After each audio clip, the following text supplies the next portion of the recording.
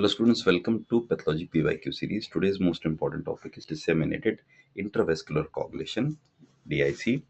DIC is a slightly difficult topic and I have seen many students skipping it completely, but we will do it in such a way that if the question is asked, you will be able to at least score 50% marks in that. So DIC is a serious disorder characterized by widespread activation of the coagulation system leading to formation of microthrombi and simultaneous bleeding. So what happens is that the coagulation system, which we you might have studied in physiology in first year, gets activated, and all that gets used up, which leads to uh,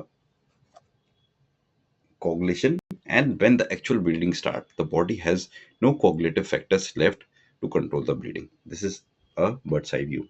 So what is the definition? DIC is a condition in which there is excessive activation of clotting throughout the body, resulting in consumption of platelets and clotting factors, causing both thrombosis and bleeding. Common causes are sepsis. Second is obstetric complications. What are obstetric complications?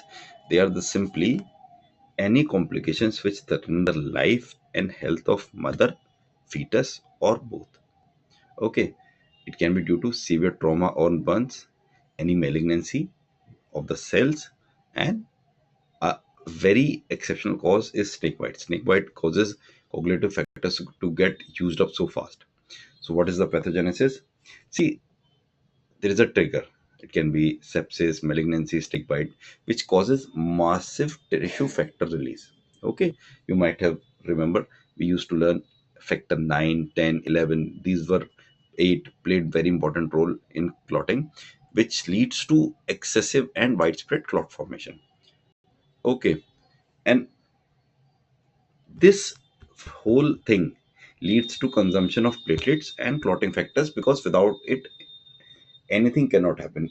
It is like body burns its fuel for clotting very fast and unnecessarily.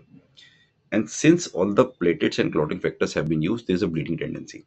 Okay, so microthrombi formation will be there in small vessels and may also cause organ damage. What are the clinical features? That most important is there will be bleeding from multiple sites. Okay, there can be pitaceae and ecchymosis.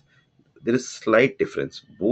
Say both are a measure of bleeding, but pitaceae is the size is very small, less than 3 mm, and there would be tiny pinpoint as if somebody is pricked by a needle. Okay, and the spot would be not raised. Whereas in ecchymosis, the size is greater than 1 centimeter, large bruises, clotting, and trauma.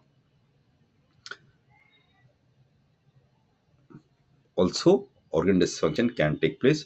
What are the laboratory findings?